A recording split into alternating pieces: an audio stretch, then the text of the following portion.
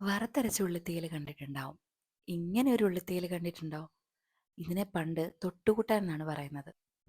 ഉപ്പും എരിവും പുളിയും ഒക്കെയുള്ള ഒരു കറി. തേങ്ങ ചേർക്കുന്നുമില്ല. ഇതുണ്ടാക്കാൻ വളരെ എളുപ്പമാണ് കേട്ടോ. ചട്ടി ചൂടാകുമ്പോൾ വെളിച്ചെണ്ണ ഒഴിക്കുക. അതിലേക്ക് കടുക്, ഉണക്കമുളക്, കറിവേപ്പില ഇട്ട് നന്നായി മൂപ്പിച്ചെടുക്കുക. ഇനി പച്ചമുളക് ചെറുതായി അരിഞ്ഞതും കൊച്ചുള്ളി അരിഞ്ഞതും കൂടി ഇട്ട് നന്നായി വഴട്ടിയെടുക്കുക. കൊച്ചുള്ളിയുടെ ഗുണങ്ങളെപ്പറ്റി ഞാൻ പറയണ്ടല്ലോ. ഞങ്ങളുടെ കുടുംബത്തിലെ ഏറ്റവും കൂടുതൽ ചിലവാകുന്ന രണ്ട് ഐറ്റം കൊച്ചുള്ളിയും വെളുത്തുള്ളിയാണ്.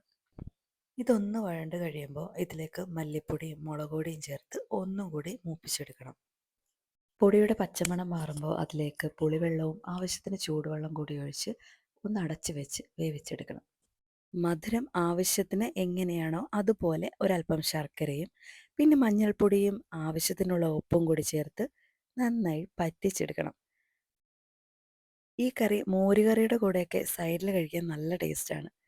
എന്തായാലും എല്ലാവരും ഒന്ന് ട്രൈ ചെയ്യണം. അതുപോലെ തന്നെ സബ്സ്ക്രൈബും ചെയ്യാൻ മറക്കരുത് കേട്ടോ.